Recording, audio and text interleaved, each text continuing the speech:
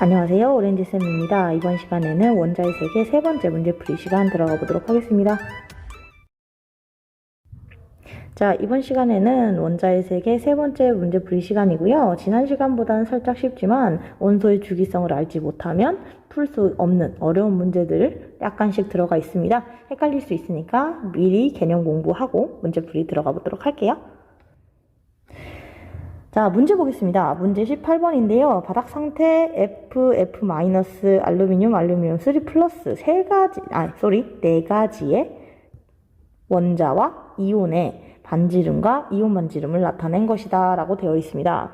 그럼 여러분들 바로 하셔야 되는 조치가 무엇이냐? 우리가 비교할 수 있을 만큼은 미리 비교를 해주는 게 좋습니다. 네 가지 중에 어떤 것이 크고 어떤 것이 작은지 먼저 찾아볼게요. 일단 우리가 비교할 수 있는 건 이런 것 같아요. 플루오린과 플루오린 마이너스. 이 두 가지 관계는 우리가 이미 배운 관계에 해당을 하죠. 왜요? 음이온이 될 때인 거죠.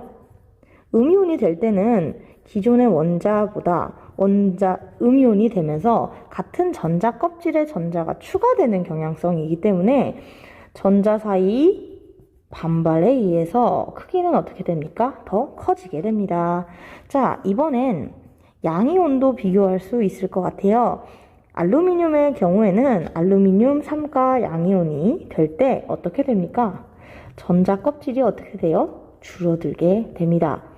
양이온이 되는 것은 가장 바깥에 있는 전자를 모두 제거하면서 껍질 수가 줄어들기 때문에 크기는 알루미늄이 더 크게 되는 거죠.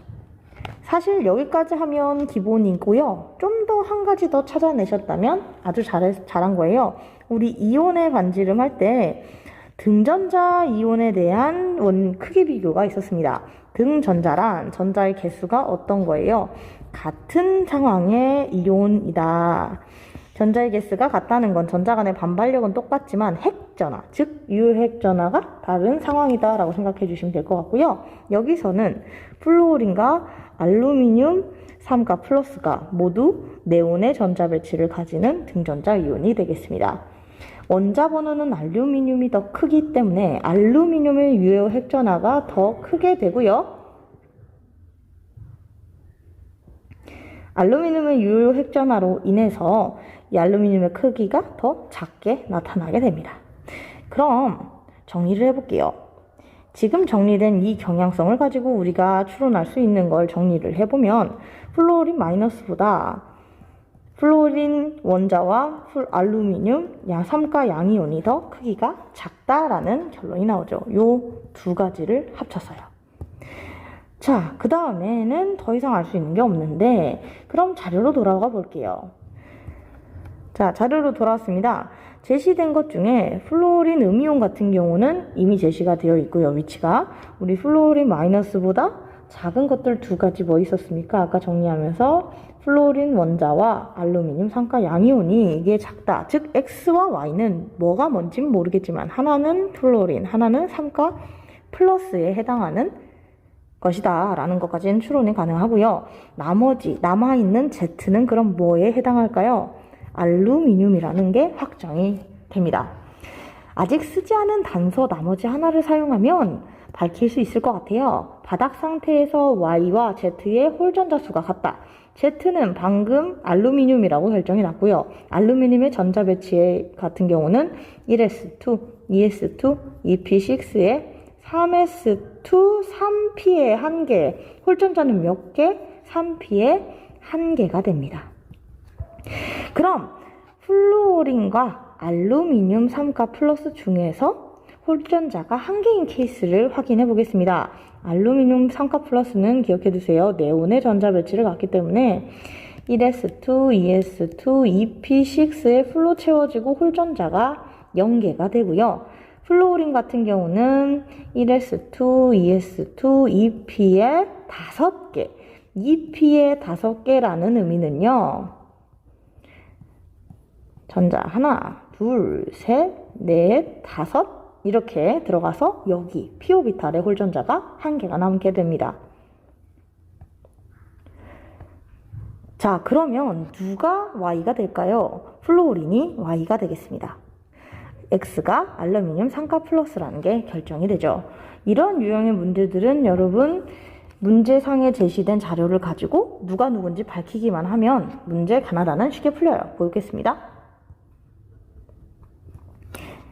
Z는 알루미늄이다. 맞는 얘기죠. 전자수는 Y인 플루오린과 X인 알루미늄 상가 플러스 중에 누가 더 많을까요? 알루미늄 상가 플러스는 3개의 전자를 잃어버렸다 해도 전자가 10개. 플루오린 같은 경우는 원자 번호 9번이기 때문에 9개. 개수는 X가 더 크게 됩니다. Y는 틀린 보기가 되겠죠.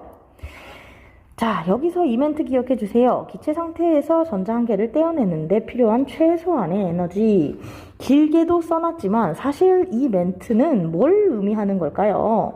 기체 상태 전자 한 개 떼어내는데 필요한 최소한의 에너지 어디서 많이 들어봤습니다. 바로 이온화 에너지고 한 개 떼는데 필요한 거기 때문에 1차 이온화 에너지가 되겠습니다. 지금 그럼 물어본 게 뭘까요? Y가 누구라고 그랬죠? 플루오린, Z가 알루미늄이라고 그랬는데 누가 이온화 에너지가 더 큰가? 여러분 같은 주기율표 상에서 이온화 에너지의 경향성, 지금 말하는 건 1차 이온화 에너지에 해당을 합니다. 같은 주기에서는 이쪽으로 갈수록 이온화 에너지가 커진다라고 얘기를 드렸고요. 단 대체로입니다. 중간에 예외되는 경향성이 중간에 존재를 합니다. 하지만 대체로는 증가하고요.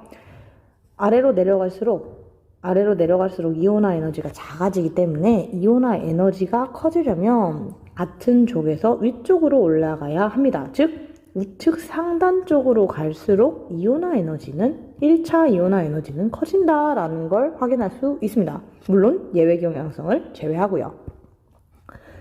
지금 그럼 물어보고 있는 게 플루오린과 알루미늄인데요. 플루오린과 알루미늄의 위치를 주기율표 상에서 보자면 플루오린이 좀 더 우측 상단에 가깝게 존재를 하기 때문에 게다가 둘 다 예외 경향성에 들어가지도 않습니다.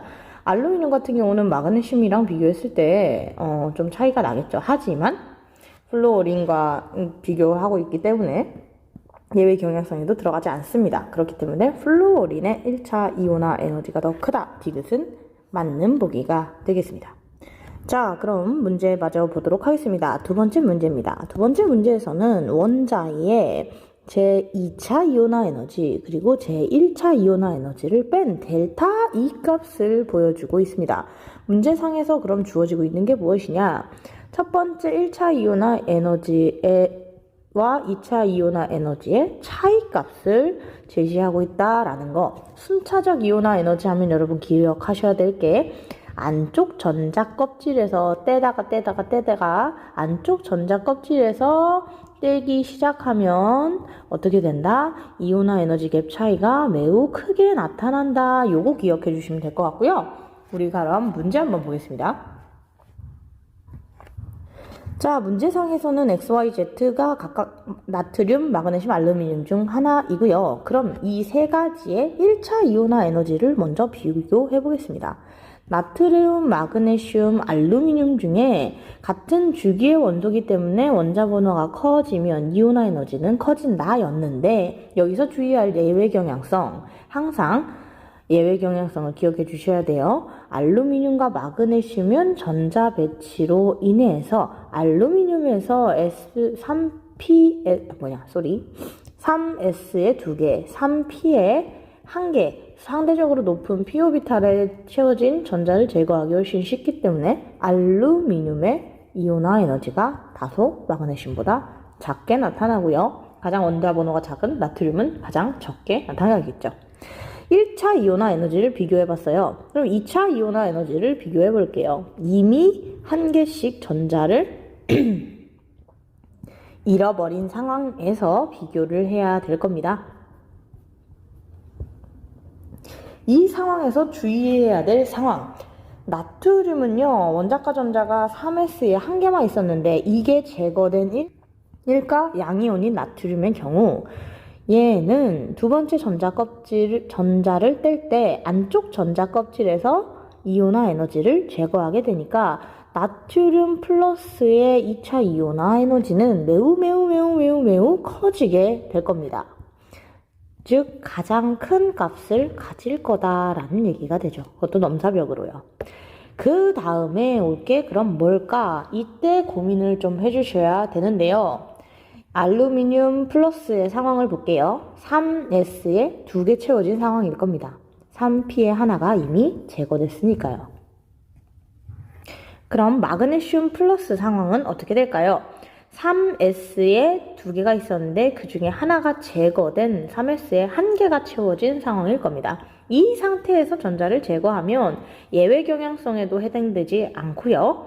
그냥 하나씩 제거하는 것이기 때문에 뭐에만 영향을 받느냐? 유효핵전화에만 영향을 받게 될 겁니다. 유효핵전화에 영향을 받았기 때문에 핵전화가 더 큰 알루미늄이 마그네슘보다는 더 큰 이온화 에너지를 갖게 될 겁니다. 기억해 주셔야 될 게 순차적 이온화 에너지는 한꺼번에 전자를 2개, 3개씩 떼는 게 아니라 이미 떼져 있는 양이온의 상황에서 하나씩 더 제거를 하면서 양이온의 가수를 늘려나간다라는 거 기억해 주셔야 될 것 같아요. 자, 그러면 에너지 갭 차이가 누가 가장 크게 나타날까요? 처음에 가장 작았는데 나중에는 가장 큰 이온화 에너지 값을 갖는 나트륨이 가장 큰 갭 차이 델타 E를 보이겠죠? 그러면 Z는 누가 됩니까? 나트륨이 되겠습니다. 그럼 두 번째로 큰 놈은 누굴까요? 중간치를 찾기 어려우면 마지막 가장 작은 차이를 보이는 걸 찾으면 되겠죠? 마그네슘은 1차 이온화 에너지는 가장 컸는데 2차 이온화 에너지가 가장 작기 때문에 이 갭 차이는 3가지 중에 가장 작을 겁니다. 그럼 마그네슘은 X, Y는 자연스럽게 알루미늄이 되겠네요. 문제 풀어볼게요. X 원자의 원자과 전자, X 원자의 원자과 전자는 마그네슘이기 때문에 원자과 전자가 2가 될 거고요. 원자과 전자가 느끼는 유효핵전화는 유효핵전화 물어봤습니다. 가장 큰 것. 자, Z는 나트륨이고요. Y는 알루미늄인데 유효핵전화는 원자 번호가 클수록 커진다라고 했는데 그럼 알루미늄의 유효핵전화가 더 크게 나타나야 되겠죠. 니은도 틀린 보기가 되겠습니다.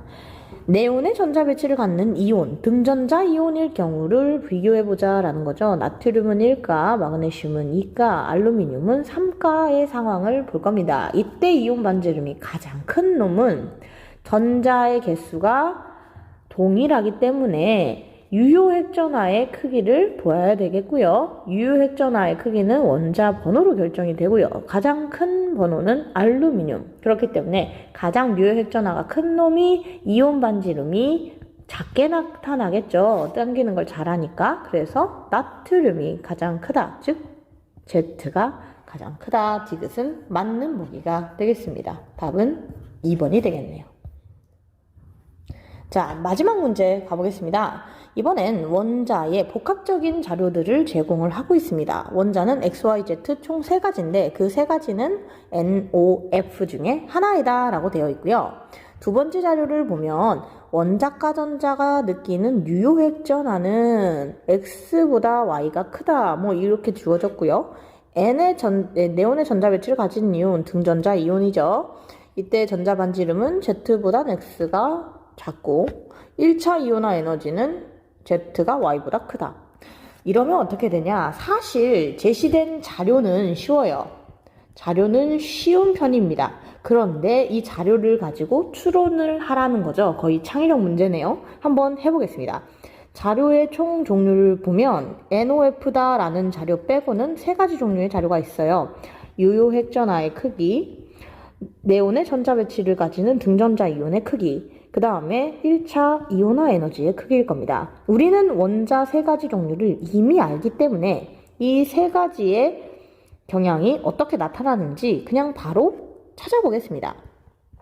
유효핵전화의 경우에는 원자 번호가 클수록 크기 때문에 NOF 중에 F, 플루오린이 가장 번호가 크고요. 그 다음 산소, 그 다음 질소의 크기를 가지게 될 거예요.